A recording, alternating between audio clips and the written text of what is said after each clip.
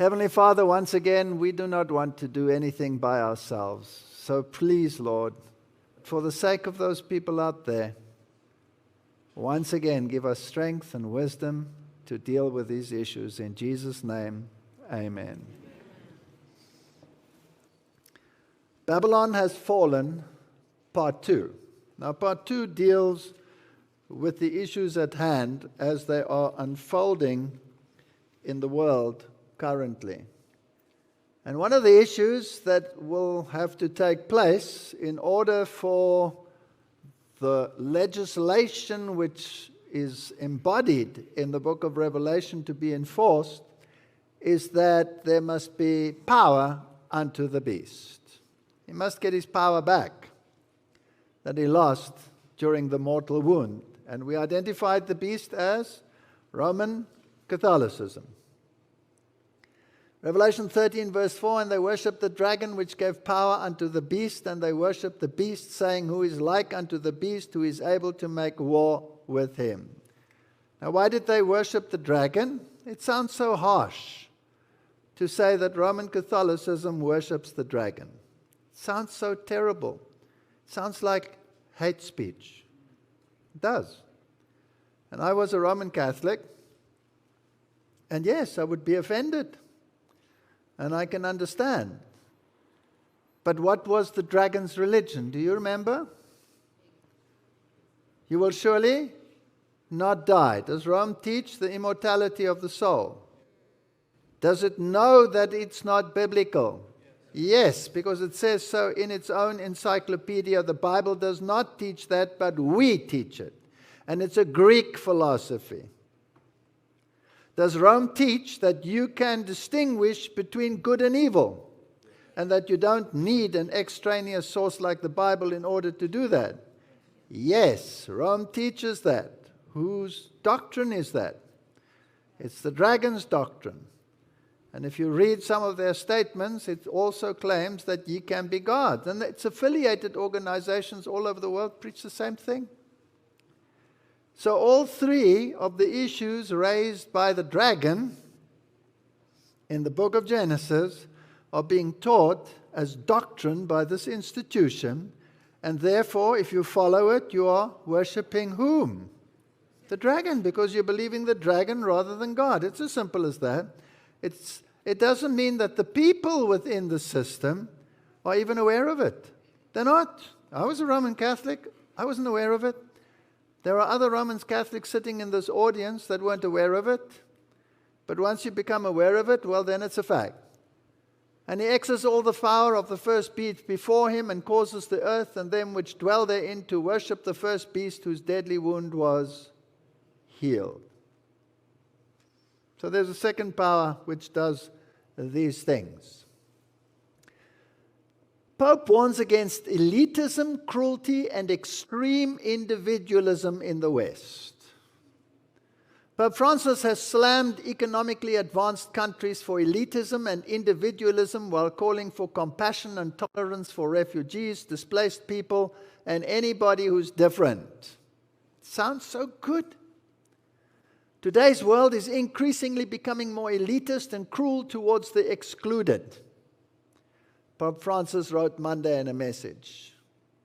The most economically advanced societies are witnessing a growing trend towards extreme individualism, which combined with utilitarian mentality and reinforced by the media is producing a globalization of indifference. Individualism is a problem to the papacy and has always been a problem to the papacy. It cannot tolerate individual thought. You have to be merged into society which they control, or else you will become a problem to the system. And what was their solution in the past for those who dared to think for themselves? Yes, you were burnt at the stake. It's as simple as that. The principles of common good in the Catholic Church's social doctrine. We need to understand this. This is from the Pontifical Council for Justice and Peace. So the sources we are using are original sources. Everyone also has the right to enjoy the conditions of social life that are brought about by the quest for the common good. So you're allowed to enjoy the conditions of social life that are brought about by the common good. It's very important that we understand their way of writing, because it always sounds so good, but there's a sting of death in it. The distribution of created goods, which as every discerning person knows, is laboring today under the gravest evils due to the huge disparity between the few exceedingly rich and the unnumbered propertyless, etc. Well, that is Rerum Novarum, the papal encyclical, that it is not stealing if you take from those that have and give to those that do not have. But the Bible calls it stealing. The Bible says it's stealing. But they say it's not, if it is for the common good.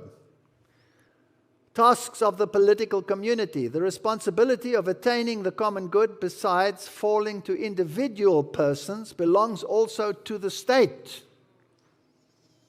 Since the common good is the reason that the political authority exists, we don't have to read it all, the individual person, the family, or intermediate groups are not able to achieve their full development by themselves, for living is a truly human life.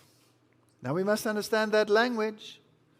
You must understand how they think. What does it mean to live a truly human life? We need to have it identified. Please explain yourself. What does it mean to live a truly human life? We'll get to that. Pope Francis, I want you to look at the dates, please. This is May 2, 2019. Pope Francis called on nations to work towards a global common good. Thursday, particularly in confronting climate change, human trafficking, and nuclear threats. In the current situation of globalization, not only of the economy, but also of the technological and cultural exchanges, the nation state is no longer able to procure the common good of its population alone. So we need a global coming together in order to enforce the common good. It has to be global. That means the whole world. How much of the world will be involved? All of it. The common good has become global, and nations must associate for their own benefit. He's speaking with authority. The Pope warned against nationalism that raises walls. That's a reference to whom? Obviously, President Trump. But I don't want you to forget that this is a game called Hegelian dialectic. It's a game to channel the mindset of humanity into a direction of accepting the common good. And the only way you will do that is if the pain of accepting it exceeds not accepting it. So let's create so much chaos and so much pain that everybody will accept it. And how do you do that? By creating the extreme poles which create the chaos that you say, I cannot live with this anymore. I'm not even safe to go into a Walmart anymore. Please do something. And then you've been duped into giving up your freedom. Pope, let us not confuse the common good with prosperity. I like that. That means I want the common good, but don't think you're going to get anything out of it. That's exactly what it means, in other words, isn't it? I want you to think like me, but you're not going to be any better off. I'm a cruel taskmaster. Look at the Middle Ages and you'll know why. So the common good, on the other hand, the Pope continued, is much more than the sum of the individual interests. I don't necessarily read every slide completely, but it's there so that if anybody looks at it later, they can pause it and they can read it for themselves. Because otherwise they say, I'm doing this out of context. Do you understand?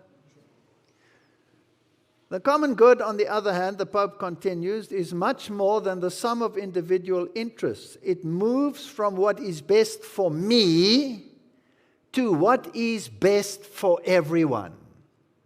So this is merging your individuality into society.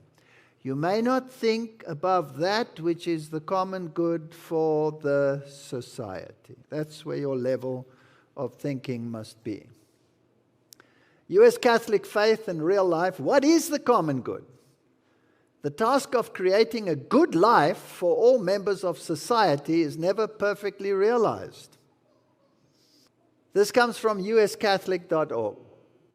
The common good is a lot like a set of optimal conditions that allow both the team and its player to succeed.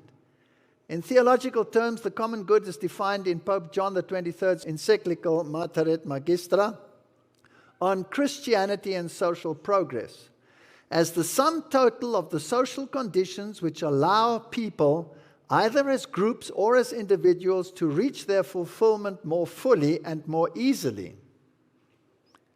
Sounds good? Perhaps the greatest difficulty with this analogy, however, is seeing a society as a team. Our society is so thoroughly individualistic that it's difficult to see beyond our own individual happiness. Solidarity encourages us to see one another as each other's keepers to make sure that no individual is hogging the ball. What does that say? To make sure that no individual is hogging the ball. Also necessary is the state, which acts like a coach to guarantee the coherency, unity, and organization of the civil society. Now, excuse me, the state doesn't consist of individuals much brighter than the average citizen. And I'm not being facetious, it's just a fact, right? Because they're drawn from common citizens, aren't they? So who's the one who's going to tell the state what to do? Who's going to define for the state what the common good is? After all, isn't he arguing supposedly here against those that talk nationalism and build walls? So he's trying to tell that state, if you can guess which that one is, that this is not the way. You have to come this way. Now let's go to another sort. This is the Jesuit Social Research Institute. Catholic social thought and the common good. The critical Catholic thinking is the fundamental concept of the common good. The Catechism following John the 23rd in Mater Magistra, this is the same story, it's just, I'm going to read the highlight. The common good applies to each human community. Your dogs are exempt. But its most complete realization occurs in the political community where the state's role is to defend and promote the common good of civil society, its citizens, and intermediate bodies. Total control. The state has to control everything so that you can have common good. But I still want to know, what is common good? I'd like to know. The Catechism notes 3 essential elements of common good that bring about the social well-being. But what I really want to highlight is that the common good's conceptual roots lie in what? In Greek and Roman philosophy. As the goal of political life, as the goal of political life. The good of the city and the task entrusted to civic leaders. Greek and Roman. So we're talking about the body of the beast, which was the leopard, and the enforcing was the horns, which were what? Rome. Rome. And they're going to enforce it. They're going to enforce the common good. And this comes from the Jesuit Social Research Center. The Jesuits are the kindest people on the planet, they say. And I'm being told that all the time. They have so many soup kitchens, you have no idea. They're not interested in politics at all. If you really want to believe that, then you are ignoring history, and you are forced to repeat it. Now let me tell you what Zechariah has to say on the issue. Turn you to the stronghold, ye prisoners, Zechariah 9 verse 12, of hope. Even today do I declare that I will render double unto thee, when I have bent Judah for me, filled the bow with Ephraim, and raised up the sons of Zion. Against whom?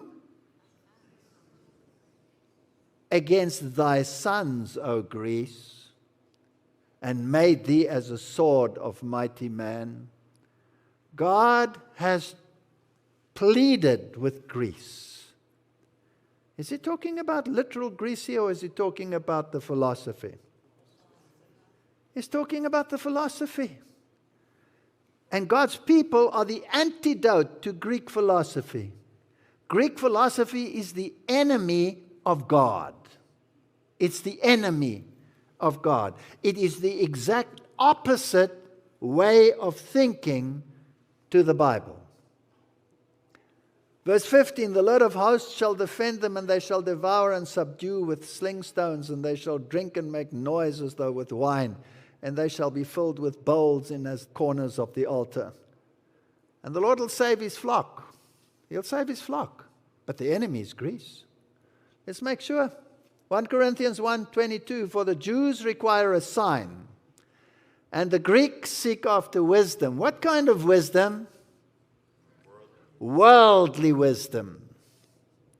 But we preach Christ crucified, to the Jews a stumbling block, and unto the Greeks foolishness. Foolishness. So our way of thinking is what to the Greeks? And the Jesuits just said that their whole philosophy is based on what? Greek philosophy. But unto them which are called, both Jews and Greeks, Christ the power of God and the wisdom of God. God can change the thinking of the Greek mentality. He can bring it in and change that way of thinking so that it comes into harmony with the Word of God and the Bible. Let's read on. Promoting religious freedom.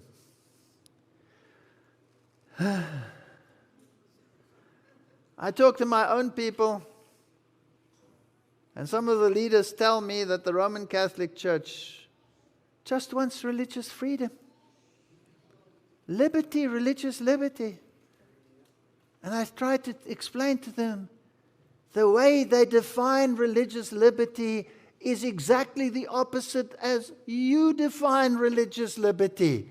It's not good enough to listen to the same terminology and assume that they mean the same thing. They don't.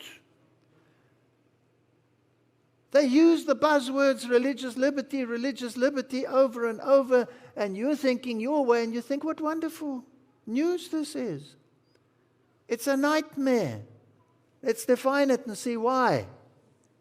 So we bishops in the United States have adopted a communication slogan, free to serve. You must be free, you must have religious liberty. We hope that by showing people what our religious freedom permits us to do. What does it permit us to do? To serve the common good. Our religious liberties will be respected. You only have religious liberty if it serves the common good. Otherwise, you don't have religious liberty. If you want to be an individual and you want to do what God says and it doesn't fit into their definition of common good, you have no religious liberty. None. Oh, but Rome has changed. No, she never changes. Religious liberty ought never to be collapsed into freedom of worship because our relationship with God extends beyond worship. I'd like you to explain that sentence to me. Good luck, as Trey Gowrie would say, trying to explain that sentence. What does that mean? It means you don't have any religious liberty. Fox News, Joseph Sousa, why religious liberty is the most pressing issue facing our world today. So here is the news media, which is controlled by whom? Just by the way. Propagating this idea that the most important issue is religious liberty. It will solve everything. Just think about the turmoil of Islam and Christianity blowing each other to smithereens. If we could only have liberty to worship as we want to, wouldn't that solve the problem without me wanting to address them or them wanting to address me or whoever wanting to address whoever? Let's all work side by side within the framework of the common good. What does that mean? What does it mean? Let's read what the Spirit of Prophecy has to say. Protestants have patronized popery. They have made compromises and concessions which papists themselves are surprised to see. Men are closing their eyes to the real character of Romanism. The people need to resist the advances of this dangerous foe to civil and religious liberty. That's what the Spirit of Prophecy says. Spirit of Prophecy says it is the most dangerous foe to religious liberty. And our people are looking at it and saying, but they talk about religious liberty. No, they don't. They have a definition which you don't have. It is a dangerous foe of religious liberty. And I prefer to believe this source over their sources. You shall be hated for all men's sake, for my name's sake. But he that endureth to the end shall be saved. Matthew 10:22. And then in Maranatha, there is no necessity for thinking that we cannot endure persecution. We shall have to go through terrible times. The persecutions, now listen carefully, of Protestants by Romanism, by which the religion of Jesus Christ was almost annihilated, will be what? More than rivaled when Protestantism and popery are combined. We are heading for serious times. We are heading for serious times.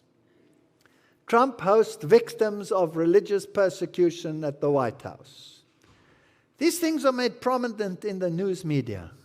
He met with dozens of victims of religious persecution at the White House on Wednesday as part of an ongoing effort by the administration to push for religious freedom abroad. 27 people, including Christians from Burma, Vietnam, North Korea, Iran, Turkey, Cuba, etc., etc., etc., Pakistan. What kind of countries are these? Afghanistan, Sudan, Pakistan, Muslims, New Zealand, Jewish persecution victims from Yemen and Germany and what? Oh, the whole world is involved. We have to get them together. We are going to stop this religious turmoil. The world cannot take it anymore. And who's pushing for it? The second beast. So the United States of America is going to raise up structures to ensure that religious liberty exists throughout the world. That nobody will ever attack another one ever again. As long as it serves the common good. What if the common good entails that you may never speak publicly to someone of another religion of your faith in Jesus Christ and to try and convert him to that faith? What if that becomes a crime? Or what if other issues become paramount and for the common good they decide to bring in legal legislation which requires everyone to worship in a particular way on a particular day for the common good? Would you then have a problem? Can you see a problem arising on the horizon? Okay. Now, while we're doing this, we might as well go the whole way. Catholic sports, this is from Crooks, talking about the Catholic pulse. It's a very good source. Catholic sports is not just about wins, but it's for the common good. So sport is for the common good. Okay, what does that mean? Practically speaking, this approach led to the development of religious cultures in medieval Europe in which games and sport were engaged in on feast days and Sundays. And their incorporation in the schools of the humanists and early Jesuits during the Renaissance. All right, so this mode of thinking today is carried forward in the world by whom? Tell me the school system or the university system that is not involved in sports. Because they're all on the Jesuit model of learning against learning. So sports is an integral part. What day is the great sports day or the great sport days? Saturdays and Sundays. This heritage influenced Catholic schools in the United States, which incorporated time and space for young people to play games and sport from the start in the mid-19th century. The theological underpinning for the acceptance of play and sport had to do with the understanding of the material world as good. Just run that by me again. In order to do these things like sport, you have to understand that we are really what? Good. This world is good. And what does the Bible say about this world? It's wicked. The love of this world is what? Enmity towards God. So you can see it's a totally different mindset. You're on another planet here. And this sport becomes part of the common good. If you look at all the great sports teams, well, most of them are owned by Knights of Malta. They're all Catholic owned. And if you look at the World Cup and all of those issues, well, they are founded on Roman Catholic principles. It was Jules Rimet, the Frenchman, who gave his name to the statuette that Bobby Moore rather shyly held aloft as he was carried in his teammates' shoulders in Wembley's sunshine all those years ago. So this is the World Cup. It is a Roman Catholic invention. As a devout Catholic, the rerum novarum issue, in other words, equalizing the playing field, taking from the rich and giving to the poor, making everyone on the same level. And for that, you have to create the chaos. You have to create so much hatred against the rich. Exactly the same situation that you had in the French Revolution, right? And the spirit of prophecy says that what happened in the French Revolution will be repeated on a global scale. So here we have it. And how do you keep these masses happy? You give them sport. He already said he's not going to distribute them so that you are well off after this distribution. It's just there's nobody that's rich anymore to get angry with. But the little that you have, will you please pay it when you go to the sports stadium to go berserk so that you can empty your pocket once more to make these people even more rich while you are now not alone living in poverty, but those that were rich are also now in poverty and can't even employ you because they don't have any money anymore. So we're all level on the playing field. This is communist social justice thinking. It has been developed in the think tanks of Jesuitical thinking. Spirit of prophecy. There is such a thing as leaning heavily on men and lightly on God. Those in charge of our schools should put into active service every talent possessed by the students that can be used for the help of the school. When this is done, as it should be, it will be found that students will not hanker for football, tennis, and other amusements. What the students need to be taught is how to make themselves as useful as possible wherever they may be placed. They should learn how to adapt themselves to the work in hand. Christ said, I pray not that thou shouldst take them out of the world, but that thou shouldst keep them from evil. In the night season, I was witness to the performance that was carried on at the school grounds, talking about one of our schools. The students who engaged in the grotesque mimicry that was seen acted out the mind of the enemy. Some were in a very unbecoming manner. A view of the things was presented before me in which the students were playing games of tennis and cricket. Then I was given instruction regarding the character of these amusements. They were presented to me as a species of idolatry. Like idols of the nations, there were more than visible spectators on the ground. Satan and his angels were there, making impressions on human minds. Angels of God who ministered to those who shall be heirs of salvation were also present, not to approve, but to disapprove.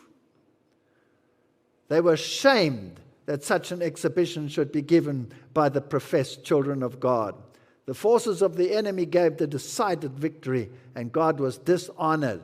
He who gave his life to refine, ennoble, and sanctify human beings was grieved at the performance. Cricket? Baseball? Is this real? Some of the most popular amusements, such as football and boxing, have become schools of brutality. In this month alone, 2 boxers have died as a result of this brutality. They are developing the same characteristics that did the games of the ancient Romans. The love of domination, the pride, the mere brute force, the reckless disregard of life are exerting upon the youth a power to demoralize that is appalling. Other athletic games, though not as brutalizing, are scarcely less objectionable because of the excess to which they are carried. They stimulate the love of pleasure and excitement, thus fostering a distaste for useful labor, a disposition to shun practical duties and responsibilities. They tend to destroy a relish for life's sober realities and its tranquil enjoyments. Thus the door is open to dissipation and lawlessness with their terrible results. Whatever is done under the sanctified stimulus of Christian obligation, because you are stewards in trust of talents to use to be blessing to yourselves and others, give your substantial satisfaction for all that is done to the glory of God. I cannot find an instance in the life of Christ where he devoted time to play and amusement. Show it to us. Is it anywhere in the Bible? Now, I want you to put yourself now in the shoes of those that really believe this. You'll be very popular in the world, won't you? Will you? No. You're a stick in the mud. That's what you are. And they will hate you.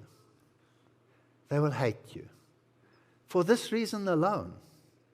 Because this whole mindset is based on Greek and Roman philosophy. Catechism of the Catholic Church. Participation in social life. Authority. Would you like to know the source? Vatican.va, the official source of the Vatican. Every human community needs an authority to govern it. Oh, how stupid were we to ask for a king? We got one. The foundation of such authority lies in human nature. This is fascinating stuff. Common good presupposes respect for the person as such in the name of the common good. You may only respect the person in the name of the common good. In particular, the common good resides in the conditions for the exercise of the natural freedoms indispensable for the development of human vocation, such as the right to act according to a sound norm of conscience and to safeguard privacy and rightful freedom also in the matters of religion. Let me read that again. Freedoms indispensable for the development of the human vocation, such as the right to act according to the sound norm of conscience. Who defines the sound norm of conscience? Not God. Greek philosophy and Roman power. But it should be made accessible to each what is needed to lead a truly human life. There we have it again. It appears over and over again. To lead a truly human life. The common good requires peace. You get it? Do we have peace at the moment? No. Are you being driven almost insane by the chaos? So what do we need? Common good. That'll solve it. That is the stability and security of a just order. It presupposes that authority should ensure by morally acceptable means the security of society and its members. A common good which permits it to be recognized as such, it is in the political community that its most complete realization is found. It is the role of the state to defend, promote the common good of civil society, its citizens, and intermediate bodies. And there must be what kind of common good? A universal common good. This is global. Every nation, tribe, people, how many will worship the beast? All will worship the beast. Is the turmoil only in the United States and America? Is the turmoil only in South Africa? Is it only in Europe? Is it only in France? Is it only in Germany? Is it only in Ukraine? Is it only in China? Is it only in Japan? Is it only in Korea? Where is it? Is it only in Afghanistan? Is it only in Pakistan? Is it only... I can go on and on. Isn't it everywhere chaotic? So don't we need a global common good to end this senseless nonsense? So it is necessary that all participate, each according to his position and role in promoting the common good. All of us. As with any ethical obligation, the participation of all in realizing the common goods calls for a continually renewed conversion of the social partners. Everybody.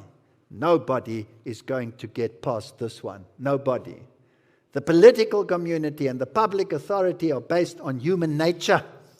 Thank you for defining that for me. What is good is based on human nature. Who said that in Genesis? Who decides what is good for you? You will be able to say what is good and what is evil. It resides in human nature, not in God. This is dragon religion, and they worship the dragon. That's what the Bible says. They worship the beast by obeying him, and by obeying the beast, they are obeying the whom? The dragon. They're worshiping Satan. The Vatican is an organization that worships Satan. I know it sounds harsh, but the reality is that that is what the Bible is saying. The diversity of political regimes is legitimate, provided they contribute to the good of the community. Everything, even the state, must be subject to the common good. Now let's ask this gentleman from the Jesuits what he thinks about these things. Well, he writes in Introducing Theologies of Religion, for Jesus, the Spirit-filled prophet, excuse me, Mr. Jesuit, you call yourself the Society of Jesus, and you write for Jesus, the Spirit-filled prophet. The focus of his life and relationships was the reign of God. That meant that he was not, as his followers have often been, church-centered. Did you know that? He was not church-centered. On this rock I will build my social society. He was not church-centered. His primary concern was not to increase membership of his own movement or community. Rather, it was to transform people's hearts so as to transform their society. This tells you exactly how they think. It is the most horrendous quote from the pen of a Jesuit. Social justice stands above God. It's unbelievable. Unbelievable. And please note that in that statement is that you will not proselytize. You will not. You will not try and convince someone that they're in the wrong religion and they need to come out of her, my people. You won't do it. It's hidden right in there. Primary concern was not to increase membership. That means you will not try to tell anyone that they should accept Jesus Christ as their personal Savior. That's the crux of the problem. Christian dualism has so exaggerated the difference between God and the world that it cannot really show how the two form a unity. I thought love of the world was enmity with God. Now he's saying God is love of the world. True, God so loved the world that he gave his only begotten Son, but for a reason that whosoever should believe in him should not perish but have eternal life. Totally written out of the Constitution. Ye adulterers. This is what I thought. Ye adulterers and adulteresses. Know ye not that friendship of the world is enmity with God? Whosoever therefore will be a friend of the world is the enemy of God. These people are the enemies of God. They've just defined themselves as such. And Paul Netter goes on to explain to us what the common good is. Can a person be saved that is to come to live a truly human life? Well, if that's the definition of salvation, to live a truly human life, where everybody is on the same level, and the only enjoyment you can have is to watch one ball being kicked into a net, and you have to pay for it, then really they can keep it. Because I am looking for a better world than this. Really. It's pathetic. I must be very careful with my words. Is that the definition of to be saved? To live a truly human life? No. It's not the definition to be saved. It's an evil definition. Now, let's see what the common good must entail for our time in which we live. Laudato si, you all know it. We all know it. Praise be to you, my Lord. In the words of this beautiful canticle, St. Francis of Assisi reminds us that our common home is like a sister with whom we share our life, and a beautiful mother who opens her arms to embrace us. Praise be to you, my Lord, through our sister, Mother Earth, who sustains and governs us. What is that? What is that? That is, it gets worse. International negotiations cannot make significant progress due to the positions taken by countries which place their national interests above the global common good. Here we go. This is Laudato Si. This is not some strange document. Now let's read this one. Sacramental Signs on the Celebration of Rest. Article 233 in this encyclical. The universe unfolds in God, who fills it completely. Hence there is a mystical meaning to be found in a leaf, in a mountain trail, in a dewdrop, and in a poor person's face. What is that? That's pantheism. Let's call it panentheism. This is panentheism. Out of the pen of the Pope. We spoke about it this week. This is panentheism, and it is satanic.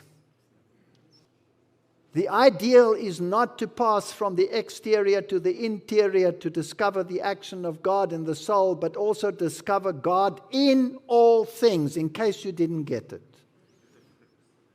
We serve a personal God. We do not serve this God who defines what the common good is based on the language of Lucifer and not the language of God. On Sunday, our participation in the Eucharist has a special importance. Sunday, like the Jewish Sabbath, is meant to be a day which heals our relationship with God, with ourselves, with others, and with the world. Sunday is the day of the resurrection, the first day of the new creation, whose first fruits are the Lord's risen humanity, the pledge of the final transfiguration of all created reality. Excuse me? It also proclaims man eternal rest in God. So he wants Sunday to be part of this common good. And so the day of rest centered on the Eucharist sheds its light on the whole week and motivates us to greater concern for nature and the poor. He doesn't care two hoots about the poor because he just said they're going to remain poor. There's just going to be a redistribution of wealth, not to make them wealthy, but to make them that take the wealth wealthy, and then to keep you happy, make you pay to go and watch football. Mary, the mother who cared for Jesus, now cares for maternal affection and pain for this wounded world. Carried up into heaven, she is the mother and queen of all creation. This is so let me not say it. No Christian should ever embrace this without incurring the wrath of God.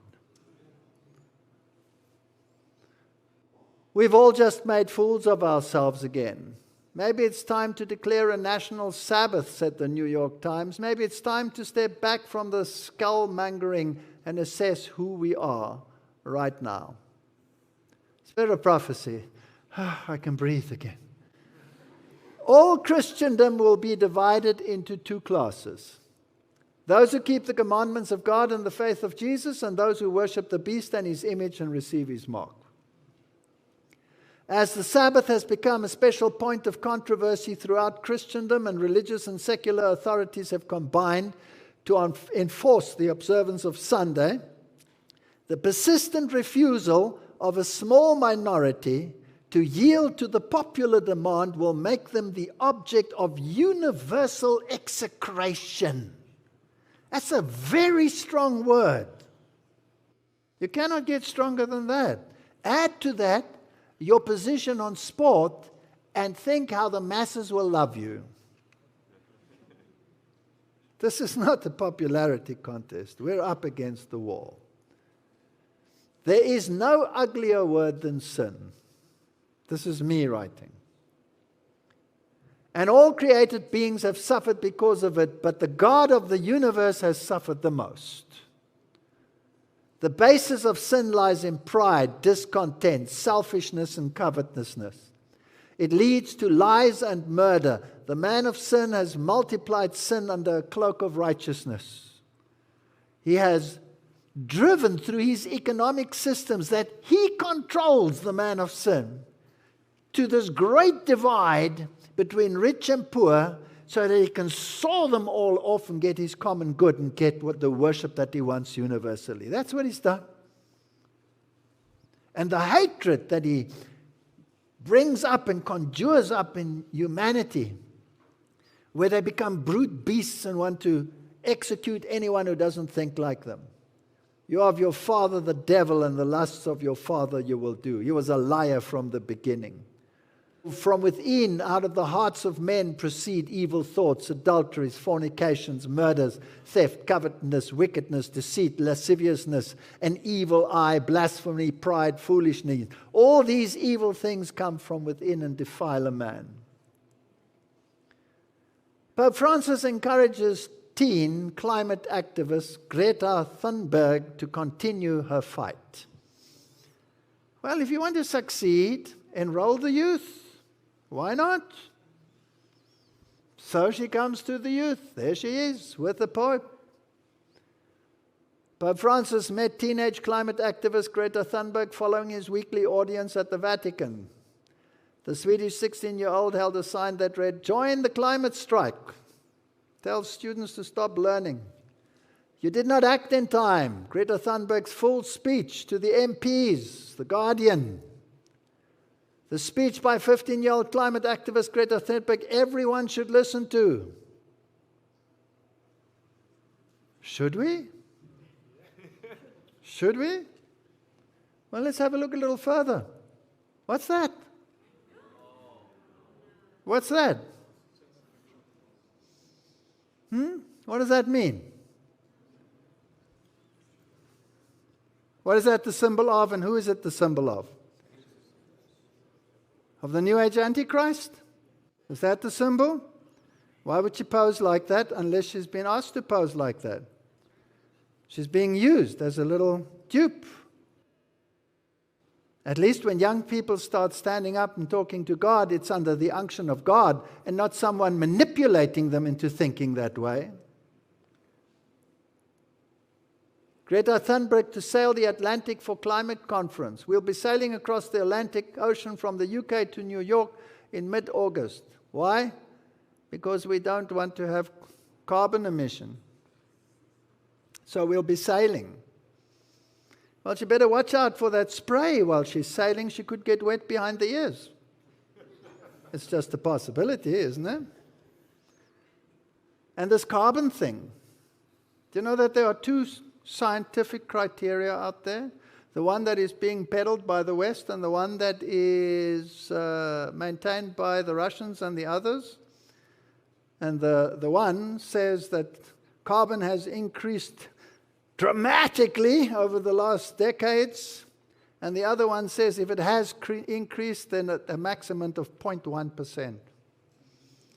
Which one do you want to believe? And why do some of the top climate experts say that only the Russian one is the one that is accurate? You can go and check it out. I'm not going to give a lecture on climate.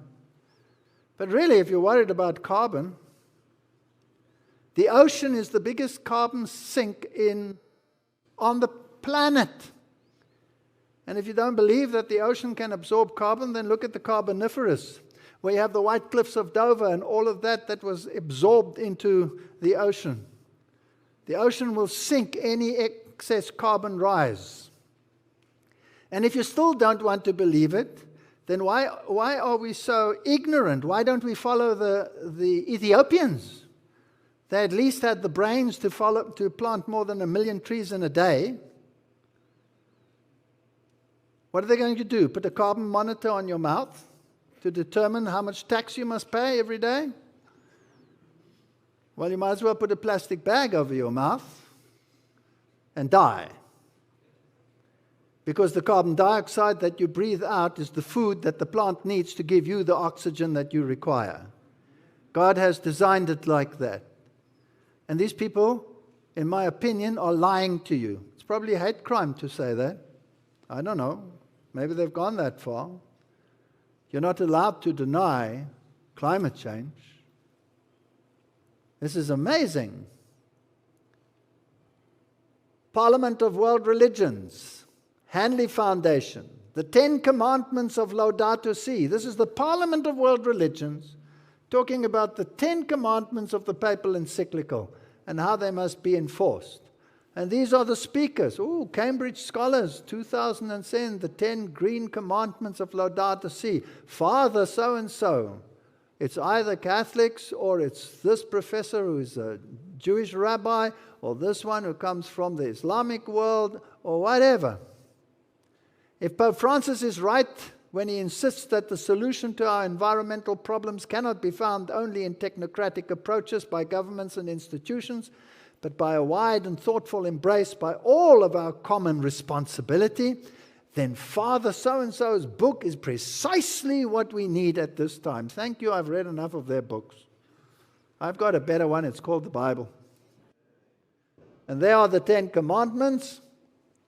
Spiritual perspective is now part of the discussion on the environment. That's an interesting one to start off with, isn't it? The poor are disproportionately affected by climate change. If you can explain that one to me, I'll be very happy. How are the poor disproportionately affected by climate change? Aren't we all in the same boat? Well, then the Pope must be worst affected because he's the richest man on the planet. Less is more.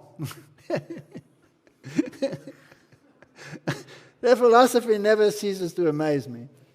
Catholic social teaching now includes teaching on the environment. Discussions about ecology can be grounded in the Bible and church tradition. I'm glad they think so. Everything is connected, including the economy. Scientific research on the environment is to be praised and used. Widespread indifference and selfishness worsen environmental problems. Global dialogue and solidarity are needed. A change of heart is required. Oh, well, thank you very much. Now, this is fascinating. This is Pope Francis. God is young. And this is what he writes. Climate change is increasingly alarming. In your opinion, they're asking the Pope, do young people recognize the urgency of the matter? Are young people today more likely to protect the ecosystem than previous generations? This is a subject that is very close to my heart, says the Pope, because only by protecting the ecosystem can we protect our children, our grandchildren, and every future generation. Consequently, caring for the environment, listen carefully, should be written in red ink and highlighted on the first page of every political agenda. Should be written in red ink. What is written in red ink in your Bible? So who's telling them what to do? Every political agenda? The Pope. He's saying that. And whereas my Bible says, go ye into all the world and preach the gospel to every nation, tribe, and kingdom. Not climate change. Doesn't tell that. Doesn't say that at all. So at the last G20, who was present? Well, they had all the great keynote speakers. Look at the bishops, the archbishops, and the world leaders that were speaking there. And besides the keynote speakers, representatives from, I have to say this, all the major religions, ecumenical bodies, and the sporting world were associated at this meeting. So at the last G20, all the religious bodies, all of them, and the sporting bodies. Are we getting a plan together here?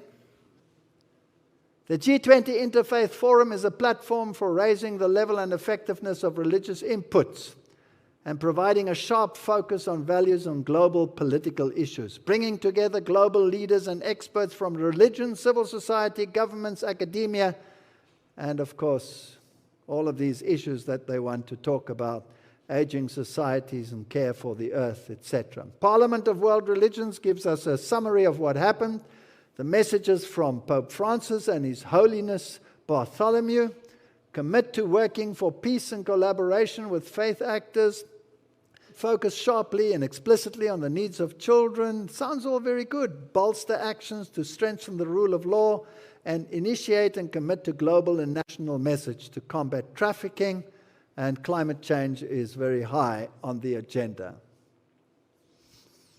Here's another interesting one. CBN News. This is, look at the date, 2019. Government restrictions on religion increasing worldwide. Oh, where? Government restrictions on religions have increased markedly in many places around the world, not only in authoritarian countries, but also in many European democracies. They're going to tighten the screws. The time is coming. Hegelian dialectics, moving humanity towards the ultimate goal. Todd Starnes. I had a front seat row at Trump's State of the Union. You won't believe what I saw. Going back now to his inauguration. A few days ago, I caused a bit of an uproar when I said on Fox News that there was an evil in the Democratic Party. After what I saw on Tuesday night, I absolutely stand by these words. There is something demonic happening within the ranks of the Democrats. Perhaps they should consider swapping their white dresses and cloaks for sackcloth and ashes. The new America, the same is happening in Europe, where right-wing parties have gained significantly. Not surprisingly, both the CFR evaluations of the races, etc., and the European Union's dictatorial rule as being expired by far right. They're moving towards the right. And the power that the Parliament has really is to change laws. They want to change laws. What laws do they want to change? The European Commission is the initiator of laws, and then Parliament can debate and change them. So these European parliamentary elections were very closely watched. The highest turnout ever. Okay, let me first go to this one. To give you a little bit of background. If you think Donald Trump is the flash in the pan, and it was never planned like this, and he's really turning the apple cart upside down, then perhaps you should think again. Because there has never been a president that hasn't been the president before he was the president. Let me put it that way.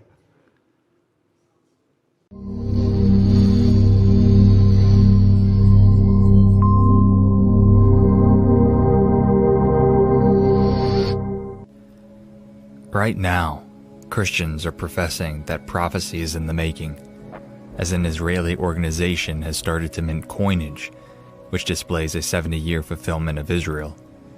It represents the gathering of Israel together again, giving all glory to Trump's image, which is in front of King Cyrus on the front of the coin, and a rebuilt third temple on the back. The coin itself, paired with the current geopolitical state of affairs, is shocking, as it indeed represents that we are on the verge of a cataclysmic period in time, known as the end times. However, one specific aspect of this coin caught my attention. That is, the image of Donald Trump on the front, paired with the symbol of peace, a dove, on the back. It reminded me that before Donald Trump was elected president, he was referred to as Donald the Dove. Why is that?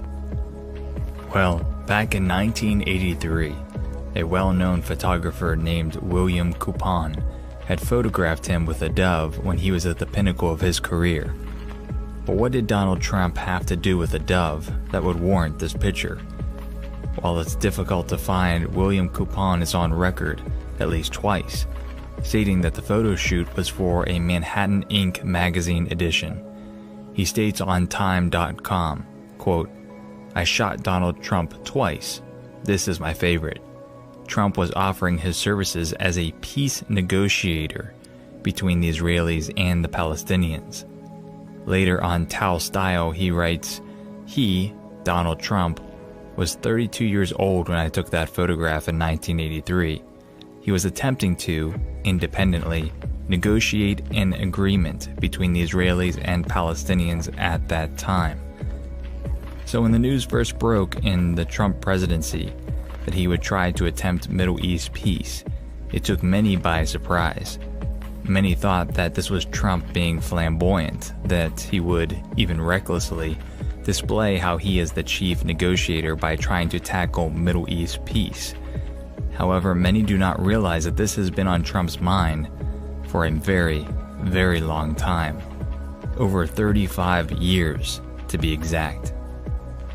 While many think that Trump happened to grab the presidency by happenstance, just due to a cascade of events in the geopolitical sphere, many peculiar things tell us otherwise. For one, there has been some predictive programming of a Trump presidency via cartoons, as with the Simpsons episode in 2000 called Bart to the Future, or this eerily accurate heavy metal cartoon called The Wall by Peter Cooper from July 1990, which even foretells of a Trump wall.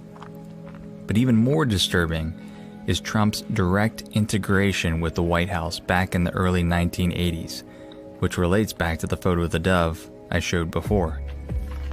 The photo was used in this Manhattan Inc. magazine edition entitled Donald Trump's Ultimate Deal. In this magazine, Donald tells us how he can solve nuclear arms proliferation across the world. What's shocking about this article, as I mentioned prior, is that Trump states that he has been in close talks with the White House ever since the early 80s, as well as his plan with which he would disarm the world. In referencing to his intertwining with the White House, he states, "I'm dealing at a very high level on this," he said, with people in Washington, in the White House. There was too much at stake for him to risk the wrong kind of exposure on the subject being nuclear proliferation. In summary, he states, referring to the rest of the world outside US and Russia, most of those pre-nuclear countries are in one form or another dominated by the US and Soviet Union. Between those two nations, you have the power to dominate any of those other countries. So we should use our power of economic retaliation, and they use their powers of retaliation, and between the two of us, we will prevent the problem from happening. So Trump's solution is a partnership with Russia to subdue other countries from obtaining nuclear arms. Other than teaming up with Russia, what were his specific plans? Well, he states, again, referring to the other countries, maybe we should offer them something. I'm saying you start off nicely as possible. You apply as much pressure as necessary until you achieve the goal. You start off telling them, let's get rid of it. If that doesn't work, you start cutting off aid, and then more. You do whatever is necessary so these people will have riots in the street, so they can't get water, so they can't get band-aids, so they can't get food, because that's the only thing that's going to do it. The people, the riots. Trump is so bold in this interview that he even declares sanctions against allies like France, since they have the nuclear bomb. He states they've got the bomb, but they don't have it now with the delivery capability they will have in 5 years. If they don't give it up, and I don't mean reduce it, and I don't mean stop, because stopping doesn't mean anything. I mean get it out. If they didn't, I would bring sanctions against that country that would be so strong, so unbelievable." End quote. So these are the thoughts of Donald Trump 35 years ago, that he was already entwined in the White House, that he was already attempting Middle East peace, and that, at least in reference to nuclear disarmament, he is prepared to work with Russia to subdue the rest of the world into riots by massive sanctions and other means.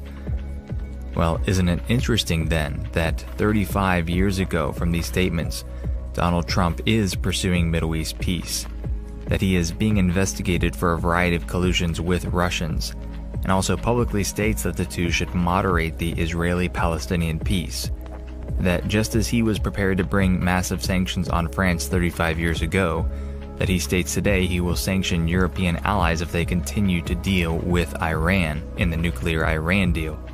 So it seems to me that 1, Trump, and perhaps the elites, have been grooming Trump for this event for nearly 4 decades. And 2, his thoughts of the past seem to be reflective of what he is actively doing right now. Here's another interview. I don't think I'm going to play it because it's a bit long. It's just interesting to me that Oprah Winfrey asks him about his status and whether he will ever run for president. He says no, he doesn't think so, but if he does, he's going to win. And he's a juvenile there. And what does he say? Exactly what the other one says. He says it out of his mouth. He will force the countries, and he will bring such sanctions on other countries and bring the economies in line and do all of those things that he's doing. This is an agenda that's been coming a long, long time. They have finally come to the point where their plan is going global. That's where we are. And when it goes global, because the beast, did he go to the Vatican? What was he dressed like? In black. What was his wife dressed like? And all those with him, what were they dressed in? Black. This is a game. And if they think they can dupe us into believing that it's not a game, then I'm surprised. Secretive Bilderberg meeting draws Pompeo and Kushner. Well, if he's such an outsider, what are they doing with the Bilderbergers? Trump, if no Israel-Palestinian deal during my presidency, it'll never happen. What if he brings about this peace? What if he brings about the uniform economic social order? What if he brings about religious peace and forces all the people to accept this global common good? And then the nationalism goes and everything is set in place. U.S. North Korea, Trump and Kim agreed to restart talks in historic meeting. He's doing all of these things which previous presidents found unbelievable. His maximum pressure strategy stokes fear of war. And at the same time, the Pope, trolling Trump, donates $500,000 to help migrants try to reach the U.S. They look like enemies, don't they? They are not. They are playing a game with your mind. That is what they are doing. Jesuit chief, no country has the right to turn away migrants. This is the boss speaking. The Superior General of the Jesuits declared this week that no country has the right to turn away migrants. Will you look at the date, please? 24th of August, 2019. The White House is tearing down the wall between church and state. We've been waiting for this for years. We don't even have to read it. The very meaning of the phrase religious liberty and religious freedom, traditionally understood as referring to the right of Americans to practice whatever faith they wish or no faith at all, is being altered to mean that government should foster a closer relationship with those who want to mix their Christian faith with taxpayers' dollars. Religion-related issues, especially if buried in lengthy government documents, can often seem obscure. Yes, they're the masters at writing obscurely, that you don't understand what they are saying. While it is impossible to overstate the long-term importance of the next court appointments, Mr. Sessions and many of his fellow cabinet members offer textbook examples of the everyday perils of entangling religion and politics. So they're arguing against it, but they've lost the cause already. It was left to secular organization to identify all religion rationalization as the fundamental problem. And the separation of church and state means that we don't base public policy on the Bible or any religious book. Here's an interesting one. Jeff Sessions announces a religious liberty task force to combat dangerous secularism. So they have organizations in place to make sure that you adhere to the common good. We have gotten to the point, he said, where courts have held that morality cannot be a basis for law, where ministers are fearful to affirm, as they understand it, Holy Writ from the pulpit, and where one group can actively target religious group by labeling them hate group on the basis of their sincerely held religious beliefs. You may have your religious beliefs. We're going to see to it, provided they comply to the common good. What if the common good says you must go to church on Sunday? What then? Religious liberty definitions have been expanding over the years. Jesuit to remain as House Chaplain in the new Congress. So this is the House Chaplain of the Democrats. He's a Jesuit. And what is he? He's a liberal Jesuit. A Jesuit who former Speaker of the House, Representative Paul Ryan, sought to oust. He's a liberal. What does he stand for? He's pro-LGBT. His other Jesuit friends are anti. And yet they swear a common oath. Does that make any sense? How can one propagate one issue and the other one propagate against it? This is Hegelian dialectic. This is exactly what it is. They are making fools of society. Rise of the religious left. DNC hires faith outreach director to address the party's God problem. You see, they've now been so anti-God that something has to be done. God has to be incorporated. Otherwise, they're going to be history. So it doesn't really matter who's going to win. It doesn't matter whether the Democrats win or whether the Republicans win. That's not the issue. Common good is the issue.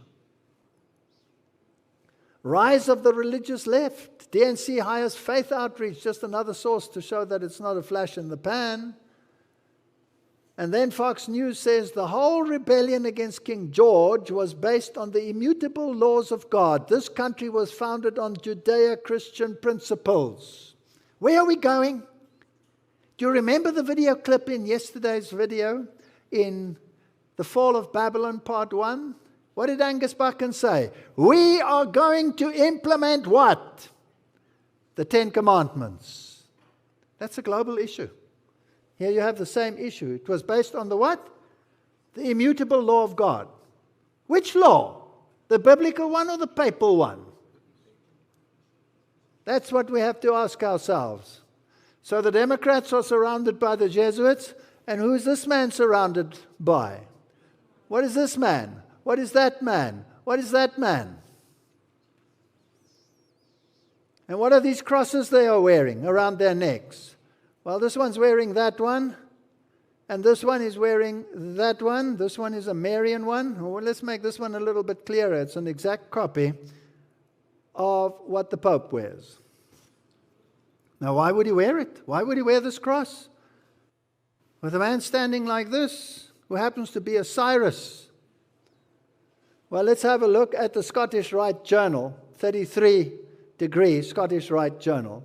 An X is an ancient symbol for change or transformation, long associated in medieval and Renaissance art with the coming of the Messiah who shall make all things new. Which Messiah are they waiting for? They're not waiting for mine. And the Bible tells us that he will appear as an angel of light and he will impersonate Jesus Christ. We are on the edge of stupendous movements. And this Pope has chosen this cross to show that now is the time. And the people standing behind Donald Trump are wearing that same cross. And the opposite Hegelian Jesuit is standing with the Democrats. It doesn't matter which one wins. This is just a game. The time is not far distant when the test will come to every soul. The observance of the false Sabbath will be urged upon us. The contest will be between the commandments of God and the commandments of men. Those who have yielded step by step to worldly demands and conformed to worldly customs, which include sport and other things, will then yield to the powers that be rather than subject themselves to derision, insult, threatening, imprisonment, and death. Can you see it on the horizon, yes or no? At that time, the gold will be separated from the dross. When? At that time. This is now. We are already seeing a shaking in our midst. Some are aligning themselves more and more and more with the beast, seeking favor, climbing into ecumenical councils, even within our own ranks. And others are saying, no, we stand by the principles of the Bible and the spirit of prophecy. It's going to come to a clash, and it's going to be ugly. Even from within, it's going to be ugly. At that time, the gold will be separated from the dross. Many a star that will have been admired for its brilliance will then go out in darkness. Those who have assumed the ornaments of the sanctuary, but are not clothed with Christ's righteousness, will then appear in the shame of their own nakedness. Trial and persecution will come to all who, in obedience to the word of God, refuse to worship the false Sabbath. It's not only an issue of the day, it's an issue of authority. Who is the authority in your life? Is it God and the Bible, or is it the Pope and his tradition? Force is the last resort of every false religion. At first it tries attraction, as the king of Babylon, brainwashing, mind control. Tried the power of music and outward show. If these attractions invented by men, inspired by Satan, failed to make men worship the image, the hungry flames of the furnace were ready to consume them. I was fascinated when Theresa May, while she was still Prime Minister of England, said that human rights do not apply to those who are religiously intolerant. Excuse me, that means you can just get rid of them. You don't have the right to life then. The papacy has exercised her power to compel men to obey her, and she will continue to do so. We need the same spirit that was manifested by God's servant in the conflict with paganism. Here is the patience of the saints. Here are they that keep the commandments of God and the faith of Jesus. My appeal to the world out there is, come out of Babylon and come and stand with God's people on the word and on his truth and on his commandments, and not on those of the world. And then experience the power of God. It's not enough, for nothing at least, that we've heard testimonies like we've heard today, to make us understand what is coming. And God will preserve his people as